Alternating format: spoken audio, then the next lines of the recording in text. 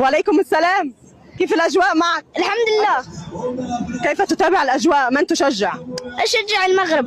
المغرب. من أين أنت؟ من قطر. من قطر. بتشجع المغرب؟ أيوة. لماذا تشجع المغرب؟ والله تمت فوزها الحلوة.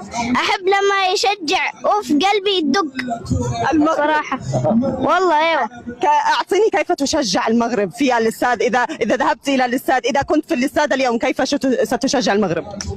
والله كريزي، أنا هبل أسويها هبل أرمي عقالي ولا شيء.